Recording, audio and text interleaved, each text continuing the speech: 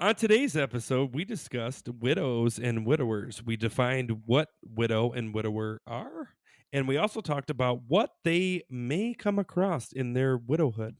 Cappaulli's in the house. Chip. So Thank you come for having on me on again. in and listen to us talk.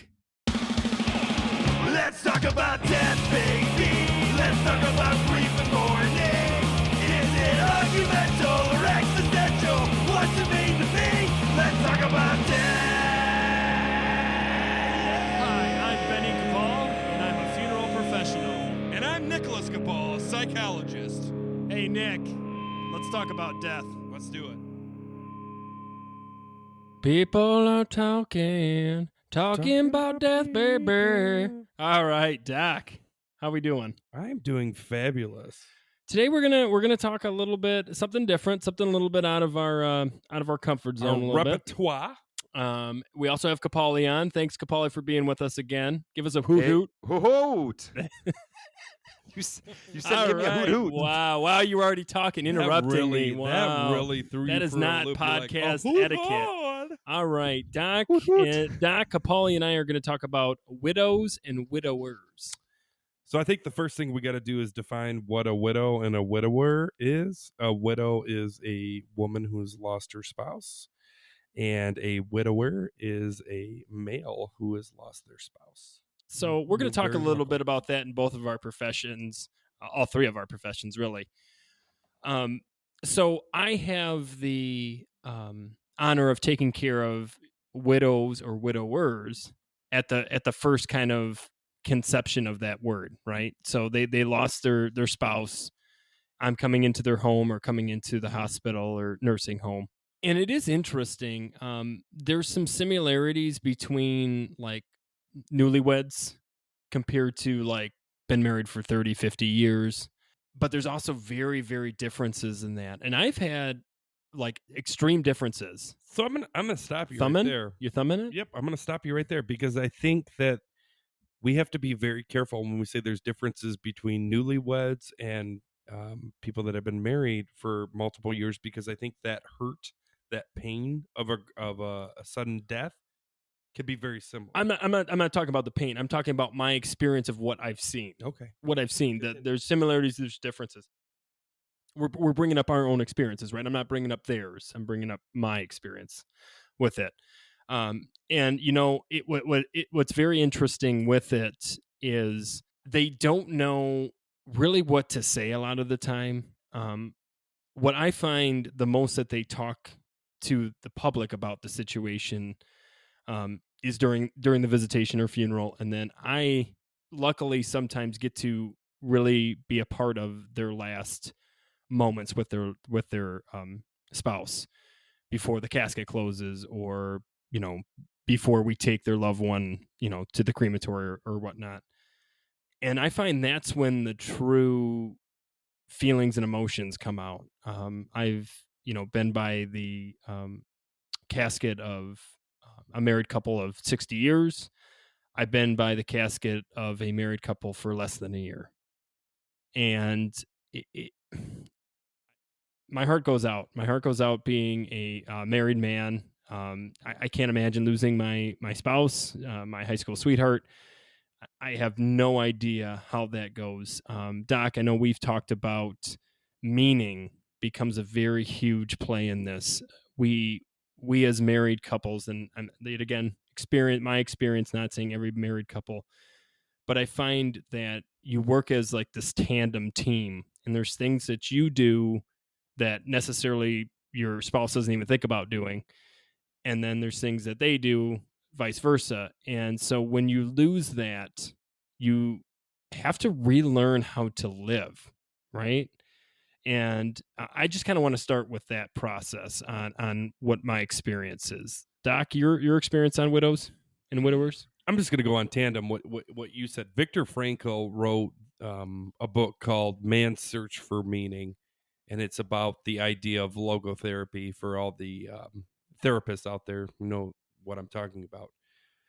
But it's this idea that even through hardship, we can still find meaning. And the minute that we lose meaning, we lose living.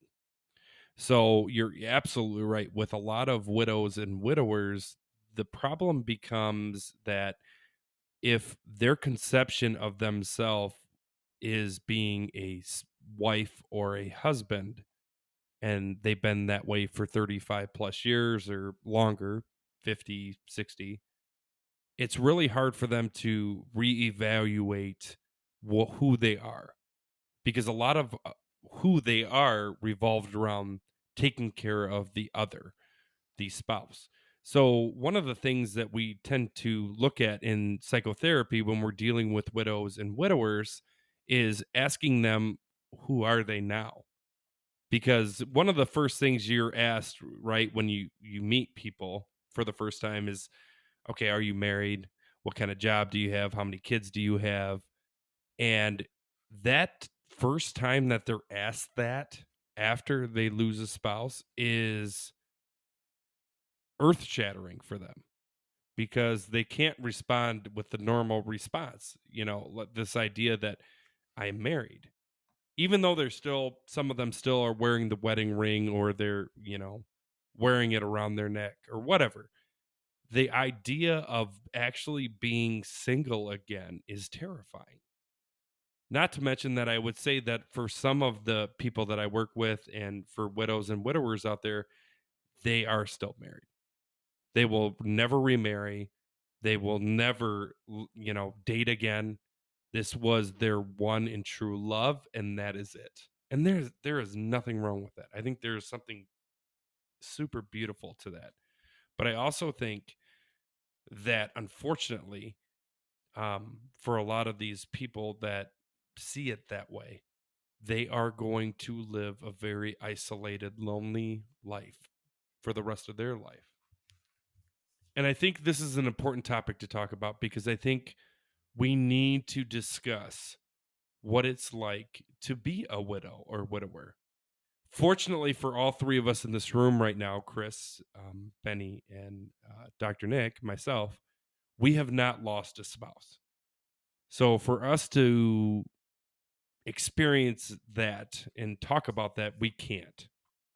But what we can do, for the viewers out there and listeners out there, what we can do is try to explain what it's like to be around someone that has lost a loved one. We have been very blessed with very close grandparents, two grandmothers that are still with us, who have both lost their spouse. This is a shout out to Bill Cappaulli and Edward Tyson, who has passed away.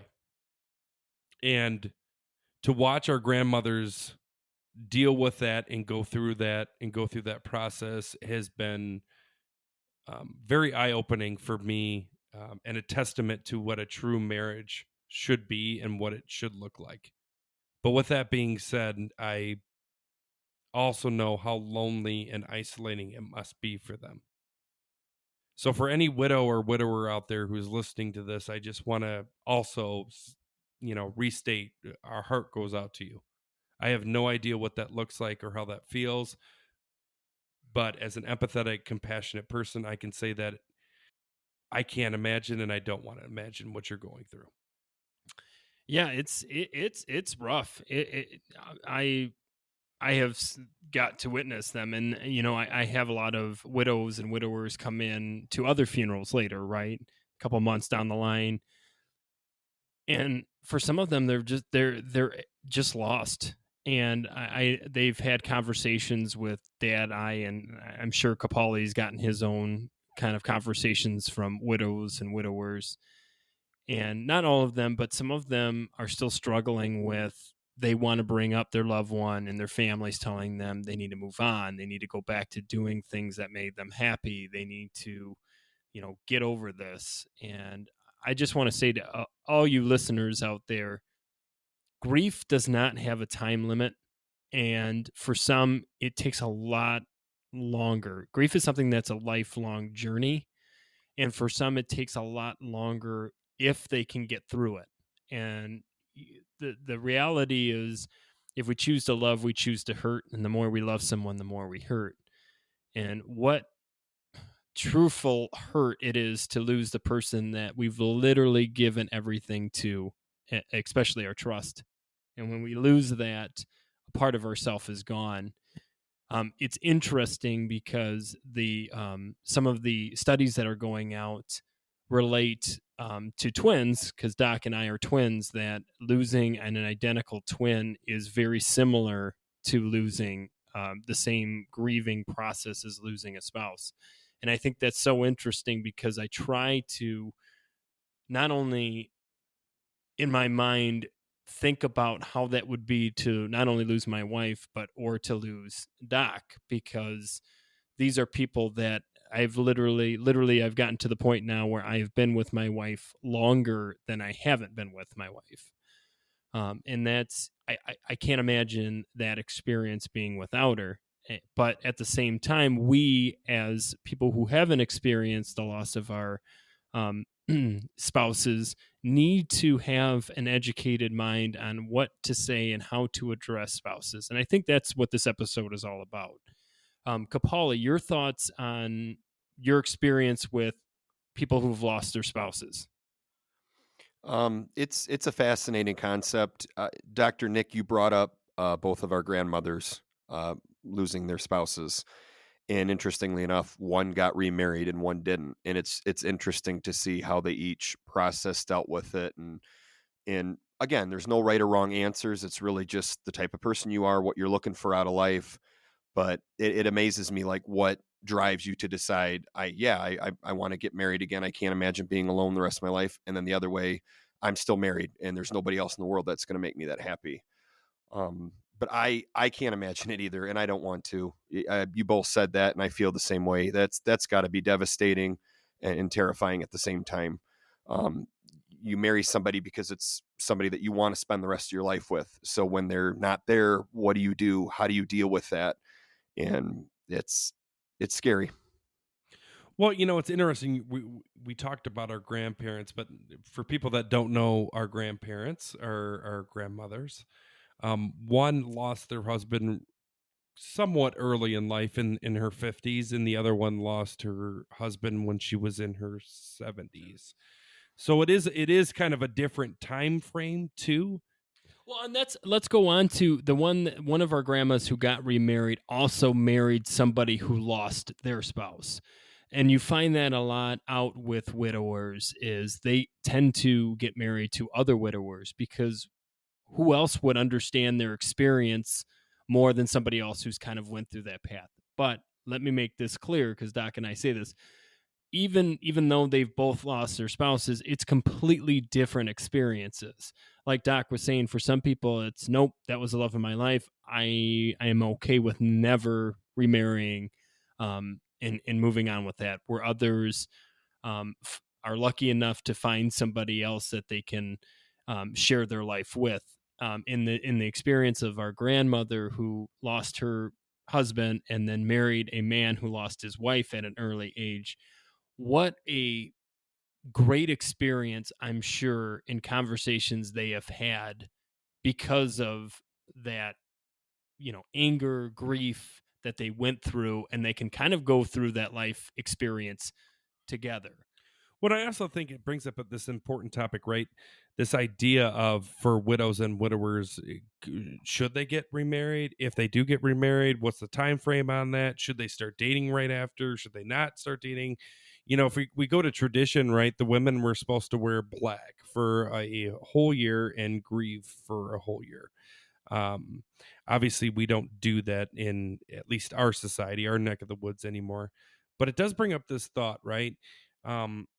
If you date within that year of losing his spouse, there's judgment. And there again, with grieving, it's so interesting, because with grieving, just like life in general, we all have our different ways of looking at things. There's no right or wrong. I think that's the problem. I think we as human beings try desperately to come up with this, it has to be black or white. It has to be right or wrong. But there's so much gray in there, and also depending on the situation too. What a lot of people don't know, when you lose a spouse, there might be other things that people don't understand. For example, maybe their relationship wasn't the best at the end. Maybe it was the best. And so when you look at people that are dating after they've lost their spouse, it doesn't necessarily mean that because they lost their spouse, they were in the happiest marriage ever, right? Some people really do take their vows seriously. Some people really do, the whole idea, death do us part. Now death has happened. Okay, it's time for me to move on. For other people, it's I will never move on. Both ways are completely okay. Yeah. Both Yeah, Nick, and I'm sorry for interrupting you, but I want to bring up a very good topic because, as I explained, I've had that kind of secret window into that conversation before I close the casket with these two individuals privately. And I've had spouses who have said some really nasty things into the casket, what you were saying.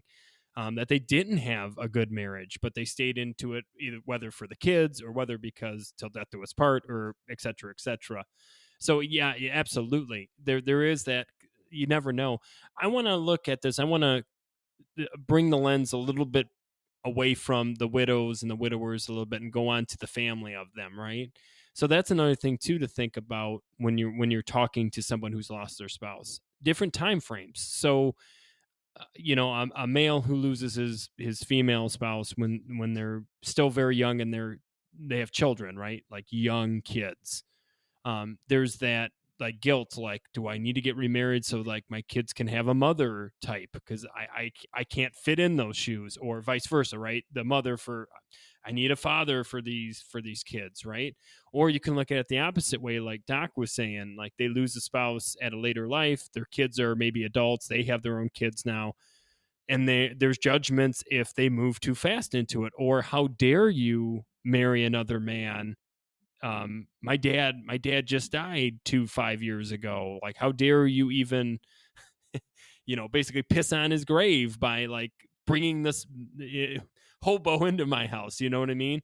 And it's very interesting because as well as the widows and the widowers are dealing with grief, the rest of the family is dealing with grief too. So you have to be very, I think the main key we could try to do is empathy. And I know that's very hard for people. It's very hard for people to put on other people's shoes.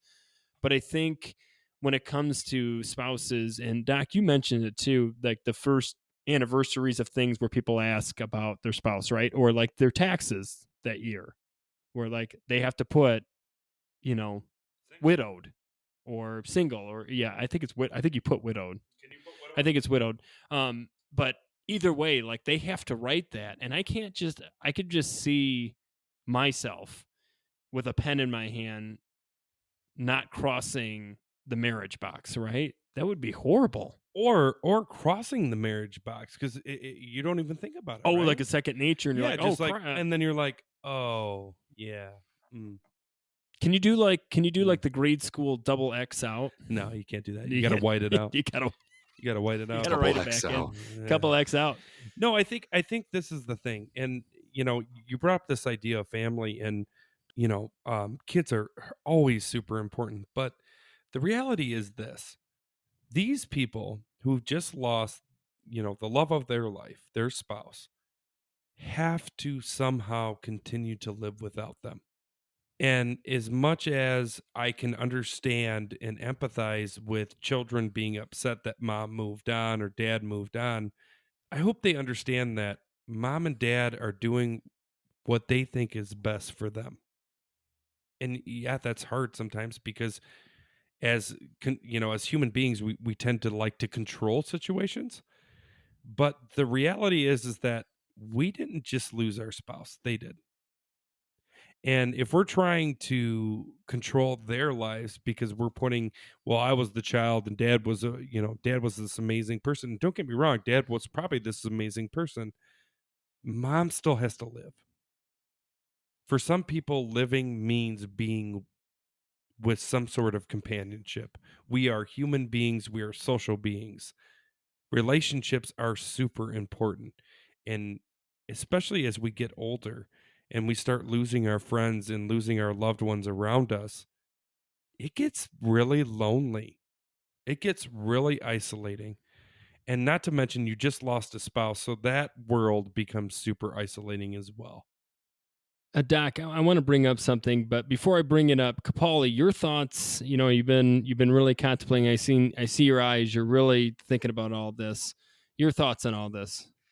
I just wanted to touch on, a lot of times when it happens, the kids aren't very receptive to it.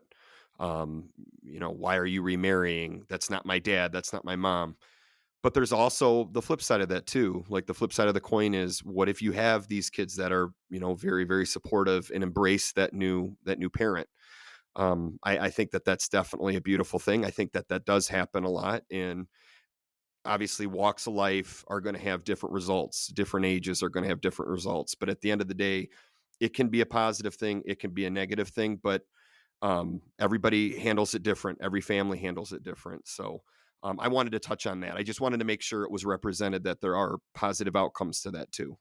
Oh, absolutely. And I think some people, especially children, I've heard it a lot that their second father or their second mother was a lot better of a parent than their first. So yeah, absolutely. There's definitely good stories to that.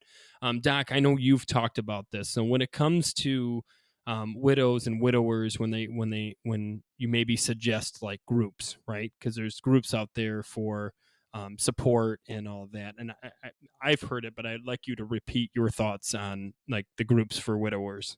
I think it's really important to find people that have kind of experienced somewhat similar experiences so that you can communicate how you feel.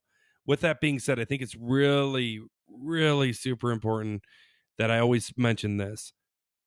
Groups are really good for widows and widowers, but I would really warn a recent widow or widower to really take the time to grieve before you start going to these groups, because these groups can be really triggering.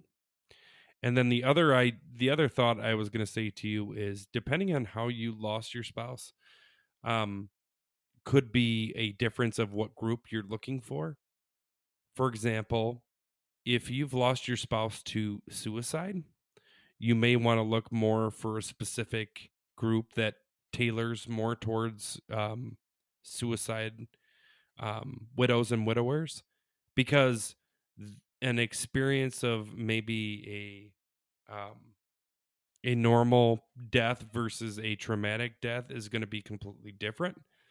And again, you don't want to go to these groups and be psychologically triggered. I mean, don't get me wrong, talking about death and talking about widow and widowerhood may be triggering in itself, but the idea that you can find a place that you feel safe and that you feel that you can explore your thoughts and feelings without being judged is going to be important. So again, what I always recommend is at least 6 months. Give yourself before for some people, it's even a year before you start venturing looking for groups. That does not mean that looking for a psychotherapist right away is super important, because there is going to come a time that the mail stops, the phone call stops, the pies and Ben's, the birthday pies. cakes stop coming. Cupcakes. And you're left to your own thoughts and feelings, and that is super isolating. Especially for males. So, because we tend to cloister as males, reach out, ask for help. That is not a sign of weakness. Boom. Reach out. And honestly, I think you brought up two things. Yeah, absolutely. Find, if one group doesn't work, it's not necessarily that another group might be better for you. Kind of go out there, and yeah, I would assume that would be extremely isolating if you had a traumatic death and you felt even more isolated by being in a group. But also, I think you mentioned boundaries too. You kind of circled it, and I think that's important, is as widows and widowers to have their boundaries and be very upfront about them, because you need to be safe too. But I think we're running into that time. Q&A. Q&A. Q&A. Q&A! Q&A, everyone loves that Q&A. Q&A, here we go. Is it wrong to want to die at 50? I am 25 and I've been around many older people throughout my life, ages 65 on up. I don't want to experience the health problems that older people experience. I just want to live throughout my 20s and 30s and 40s. But once I hit my 50s, that's it. Cappaulli, your thoughts on, is it wrong to want to die at age 50? That's a tough question. And it's it's kind of sad because I think that there are a lot of amazing things that happen after you're 50. But then again, to that point, you're having more health complications, your body's shutting down, you're tired more often. So I don't know. I don't think that it's wrong. I don't think it's wrong to feel that way, but I think you're going to potentially miss out on some amazing experiences later in life if you don't hit it to 60, 70, 80. And I think that there's beauty in experiencing all that. And when the time's right, the time's going to happen. But that is a really tough question. I'm going to hit this one up, Doc, before I give you a chance. But my personal opinion is two things. One, I have kids, and I know that's not everybody, but I want to be able to see my kids grow up and do some amazing things, and I want to be able to see my grandkids. Like I if I'm lucky enough to have them, I understand that could maybe not be a possibility, but I think I look at my dad viewing my kids, and I think that experience is worth the back pain and the wetting yourself or whatever he's thinking about. I just think there's some experience in life that you only get at that age. Second thing is, I've seen some awesome, badass older men, and they look awesome. I think men look sweet with, like, the gray fox and all that. I just have a feeling. I have a feeling, Cappaulli and Doc, I'm going to be a good looking older man. So I want to see what that looks like. It's very selfish, but that's just. I feel like you were describing Ted Danson in The Good Place.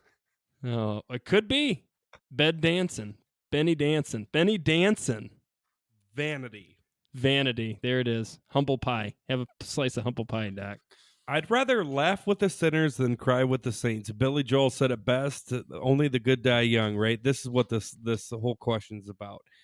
And, to me, I think there's a lot of thoughts. One, I completely understand where this person is coming from, because you do see a lot of older people that deal with these health issues, hemorrhoids, and it just gets worse and worse and worse, and then they can't walk, and then, it's this whole idea of, like, would you really want to live forever, right? Oh, God, no. Because, you do see, some crotchety older people, and I get it. I understand where this question is coming from. But I've also seen some people that really do take good care of themselves, and they can be in their 70s and 80s and really living a pretty healthy life and getting to see their grandkids and throwing them up and doing that stuff. I think the better question maybe I would pose to the group here is that I guess I just want to die in my sleep, right? 79, a solid 79. Right? Yeah, that seems pretty peaceful. I was gonna go with the average 82, right? That's when men's go. That's when men go. 82. I think you're high. I think it's 82. I think you're women are way 86. high. I don't know what I'd Doc rather is laugh with the smoking over sinners there. and There cry you with go. the You saints, should have you know just what I mean? honestly. You should have ended with the Billy Joel quote. I That should been it. have. I love BJ. Too bad. He's Too my- late. he's Here my we go. man. He's my Number boy. 2, dating a widower. Wait. Let's have Cappaulli. He read this answered one. the first. Oh, He's gonna read this one. Oh, I did. He's gonna read this. go ahead, I Chris. can give Make it it to you if smooth. you want. Deliver All right. it. I've been dating one of my best friends for about 8 months now. I got divorced and he lost his wife suddenly about 4 years ago. I was there for him when she passed, and our connection just became very strong. For a while, I didn't really mind all the memories. I have always tried my best to understand. However, recently I started to question things. Am I a replacement? Does he have room to be in love again? Will he ever love me even nearly as much as he loved his wife? I guess I'm trying to find an answer as to how to cope to feeling like you're the other partner, and if that is even a feeling that should be felt, or if it ever really goes away. This question comes a lot in the therapy room, and I really think it's a great question, because here's the thing. I usually get the opposite question. I usually get the widow or widower talking about, do I still have that shrine in my house? because if I keep that shrine, is it going to make my next partner feel uncomfortable? I think it is super important, just as important as traditions are, that you do what you need to do. Meaning, if you need to have a shrine up and talk about how much you love this person and how much this person meant to you, that is okay. There's nothing wrong with that. As long as you're being honest with your partner of the reasoning why you still have this up. For some people, it's having this the pictures up still for the kids. If the kids are young, there is nothing wrong with that. As long as you're open and honest with your partner. Again, if you can have these conversations, it will hopefully solve the problem for both. It's the same idea of the elephant in the room with people that are dying. They want to talk about dying, but they're terrified of everybody in the room because they don't want to bring it down. I don't want to be the bearer of bad news and make everybody feel uncomfortable. And it's the flip side. Everybody in the room wants to talk to this person about death, but they also don't want to make the person feel even worse, right? If you just talk about it, someone breaks the ice, right? Then we don't have to worry about this anymore. The important part to any relationship is communication, correct? Correct. Absolutely. So yes. with grief and loss, it's the same thing. Just ask. That's all it needs. Just ask. Hey, listen, I just want to know, do you truly love me? Because if you can get that person to look you in the eyes, right eye to right eye, because you can look into someone's Right soul eye. that way. Right and right. That's my opinion. And if you really do that, you can really read someone. Yes. Is that widow or widower always going to have a special place in their heart for their Spouse. spouse? Absolutely. Absolutely. No, I agree with this. But that doesn't mean that they can't love again. No, I like if you're really that worried about it, ask the question. What's the harm is you find out now compared to years down the line. And honestly, it starts with she's saying she was his best friend. So they've already been friends. This isn't like a new relationship, right? So the idea is if you're friends, you should be able to communicate about this. And yeah, it may be Nick, Doc, this could be even a deeper level that maybe she's asking this because she doesn't really even want to ask that question, because maybe she doesn't really want to know. She's happier with not knowing that answer than asking it and finding it out. You just said that. She doesn't want to ask this question. That's why she's asking this question. But the thing is that it's a cycle. Any relationship, the minute that you start holding secrets and you're not actually asking the hard questions, absolutely, your relationship, you're missing out. You're missing out on maybe even a stronger bond. Because I guarantee you, to whoever wrote this, I guarantee you, if you brought that up, I guarantee that other person is thinking the same thing, but it's just in the opposite way. Thanks for listening. Send us your questions. We answer them just like the two we had today at Let's Talk About Death Pod at gmail.com. That's Let's Talk About Death Pod at gmail.com. Share us with your friends. If you have any widows or widowers out there that maybe are struggling, send our podcast their way. Review they might get us, like us, love us. And we're cool. We're hip. I'll send you down the line in the future a picture of me when I'm 79 years old, and we'll see if it's Ben dancing. You're gonna make it to the 84. That's the average, man. 84. It changed from 82 to 84 now. Like, I think it's 82. I really think males are 82 and women are 86. I don't know what to say. Cappaulli, if you're not talking about death, you're not living. Thanks, everybody. Good night.